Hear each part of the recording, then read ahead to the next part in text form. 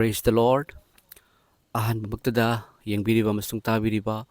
nungsizaraba chilinaw sing iche chalima pabong sing marup sing oja sing mayam pumnamakpu dayanan laishramna Prabhu Jesu Christa Kanbiba Mapu gi minglenda ikai khumnazabaga loinana yaifa mangol pizari yengbiriba amasung tabiriba dom nada yektaba tektakaidaba oisanu phattabadagi manung matam chadana shenaba thokkadoba karigumba leiramba daragasu kanbiba ngamba numit marini shiba mi hingalan bangamba masamak mi pap kokpiduna homni shiba numite hingat khiba Prabhu Jesu na adom dagi leramba fattaba thokadaba fattaba punamakdagi adom bukan bibo oisanu amen mayam ngasi asi social media da video ma thengnajai video sida paite jomi gi jati dagi Anthony Naulak kauba nupa ama maitei ningol loba nupa ama Imphal da mayam mahagase Imphal da laktuna manembo ka unakre haibagi video ma mayam hoji social media da yam kanna keno oiri ko mayam ase ujaba matam da karigumba khara phungdok chaningi thamoi da faaojarakpa khara leijai ahan badadi mayam adom na video se yengbiram lagani haina khanjai amuktang su yengbiu ko asigi matung dai kharadang phungdok serake Irang asina maram oiraga chahi ahumlom changnaba yadana leirakliba sigi pal ama lanthokpa oina maitei nupi lauba paite jomi gi IDP ama ngasi Imphal da laktuna manembo ka unakre paite jomi kanglup ki Anthony Naulok asi singzamai chinga makha yanglem laikai degi maitei nupi laubani mahak Churachandpur dagini ngasi Delhi dagi Imphal International Airport ta thunglaba matung singzamai chinga makha yanglem laikai da leiba nupi mapam da laktuna manembo ka unakhibani mahak na Imphal da lakliba sigi matang da paumi sing na hangba wahangi paukum piraduna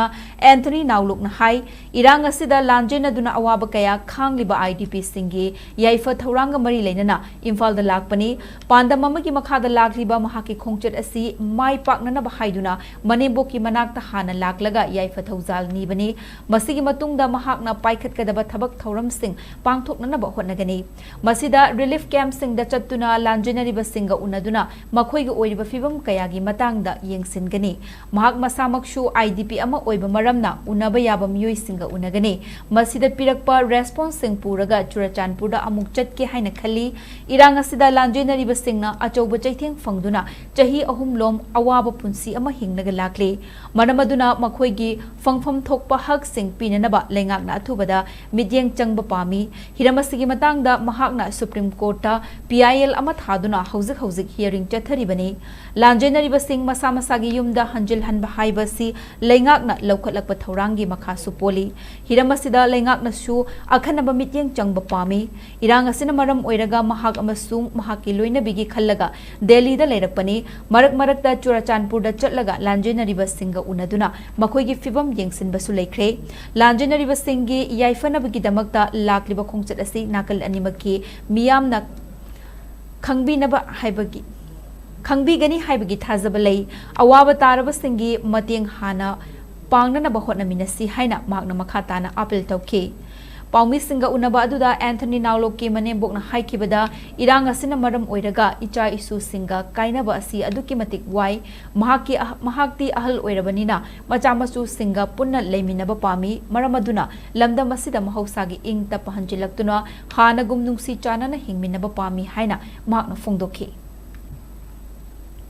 My purpose of coming to Imphal is, since from the very beginning, May 2023, I have been raising the issue of the victims and the IDPs who are in the relief camp. So for this, I have approached the concerned DC, Chief Secretary, then I have made a PIL to the High Court, then it went to the Gita Committee, and then it is with the Supreme Court. So finally, since the formation of the government, having hope in the government, I have come down here to approach the government regarding the issues of the IDP who are in the relief camp and those who are not in the relief camp. My message is that since it has been 3 years, so we really need to look after the victims and the people who are suffering, especially who are in the relief camp and those who are not in the relief camp. Because being 3 years, it is really hard life and people are suffering. They are literally suffering. That's all I can say.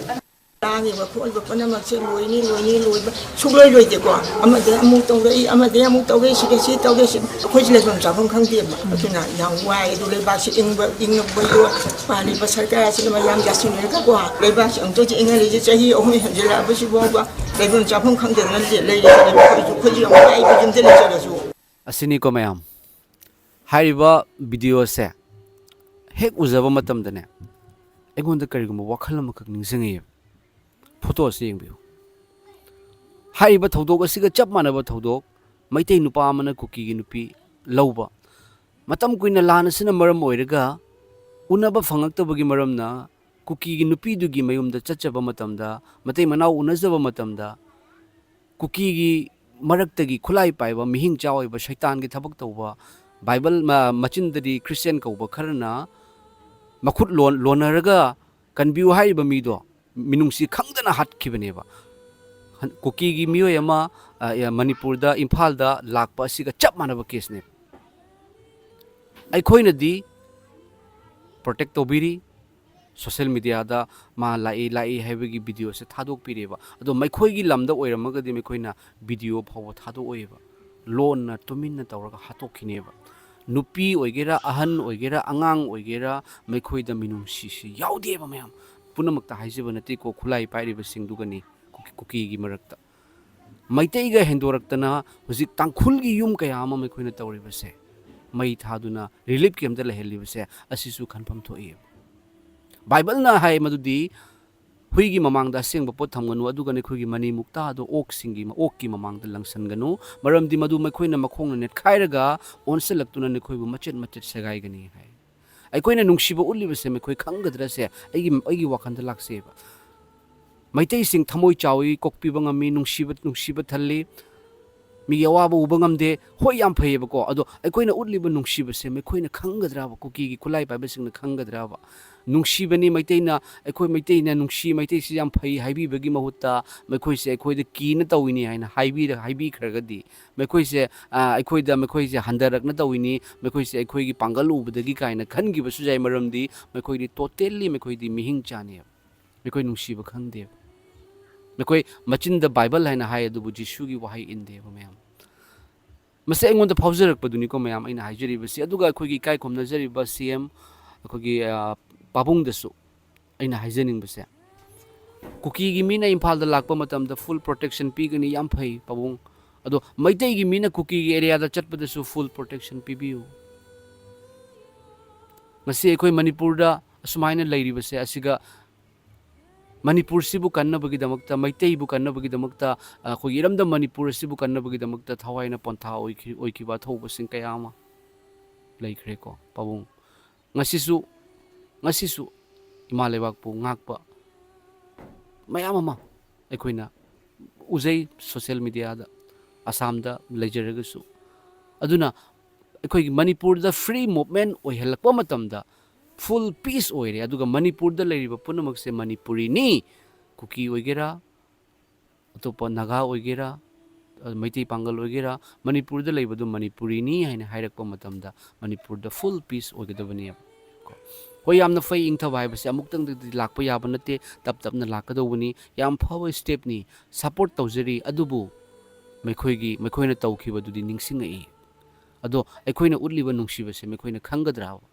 bible gi maron dasu ishwar gi maron dasu okki mamangda mani mukta langsan gano maikhoina makhongna ne khairaga onselak ne khoibu machet segai gani haiduna takpiba duni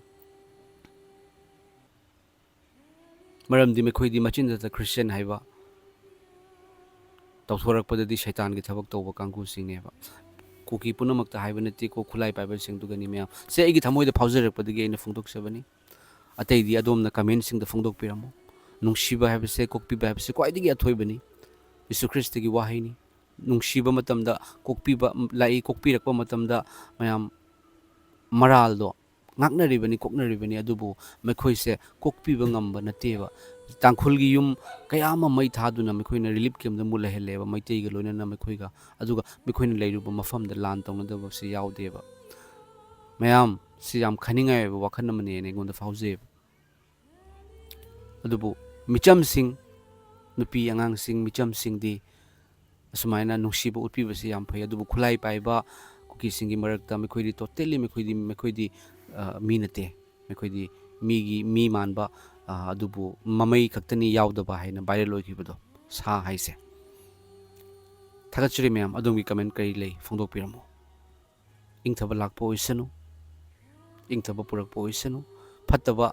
Christian kaubasing ado makhoi gi pukning su hongba oisanu aduga iramda Manipur da khoi Manipurini haiduna chingmi tami punamak pullaga imaleba ki damakta khoi lepa ngamba oisanu aduga separate haiba wakhan se lakpa matamda nungsiba leite separate haiba wakhal se lakpa matamda ado ishwar gi aning basunate ado nakoi ne fana lauraga su yaga da basunate ado nungsiba purakna ba hona minase shorna ingthaba lamdam ohen bisanu awana lerakli bisi am kuirakle Tagat Shrimia, Shorna, Sokpiba, Loina Bibo, Oisanu, pumnamakpu. Amen.